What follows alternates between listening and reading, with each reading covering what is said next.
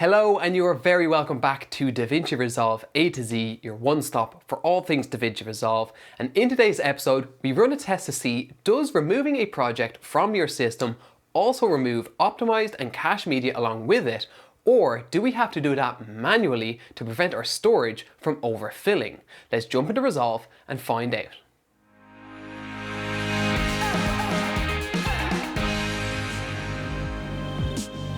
So for those of you who are familiar with the whole optimized media workflow, where that storage goes, and kind of can already see where my concept here is going, to save you time, the short answer is yes, deleting a project does indeed, and thankfully, delete optimized media and render cached media along with it. But of course, with that comes the caveat of if you should have to reopen that project, you're going to have to re-render all that stuff again for making tweaks, etc.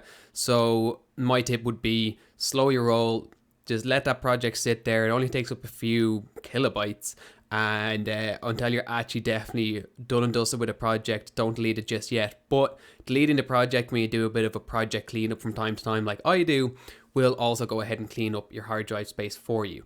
Now, for those of you who aren't familiar and don't really understand why this is important and why it's a big deal, let's delve in, run the test, and you'll come away understanding why this is important to keep on top of your storage space.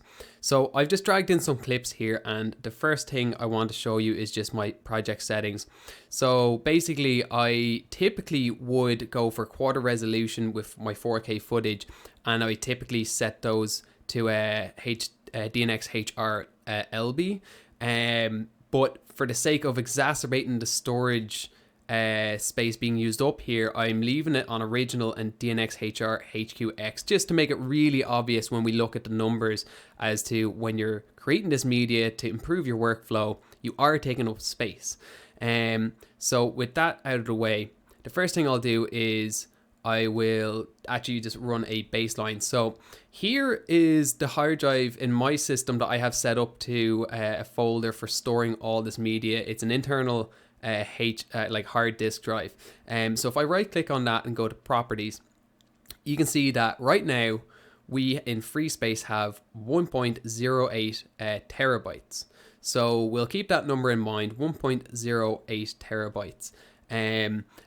So let's go ahead and select all these clips, and we'll right click, generate optimized media.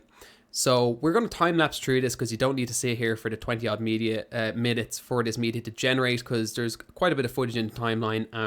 It's 4K and we're generating pretty beefy sized files. So we'll just time lapse through that and we'll come back to it afterwards.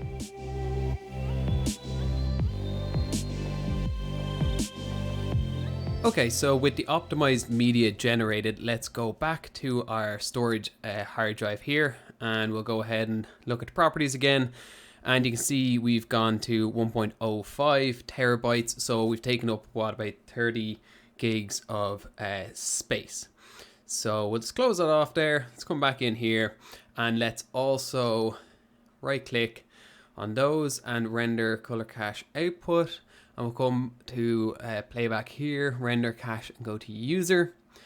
And that'll force it into doing render cache as well for cache media.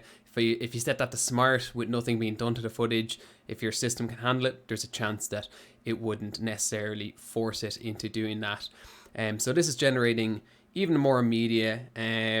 So if there is intense color grades or intense effects on there, you'd still get your real-time playback where needed. So again, we'll time lapse through this, let it do its thing, and we'll check back in on storage, and then we'll go about finishing off the rest of this.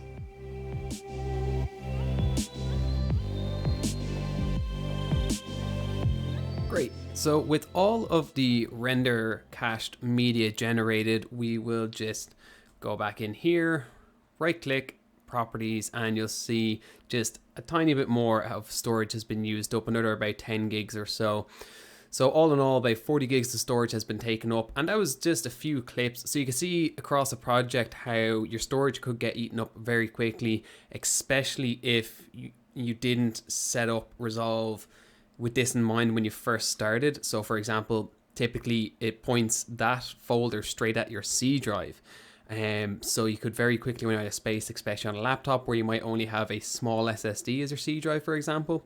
So it's just things like that to keep in mind. So let's go test the theory out here. Let's go and we'll do a new project. We'll save that and call it untitled one is fine.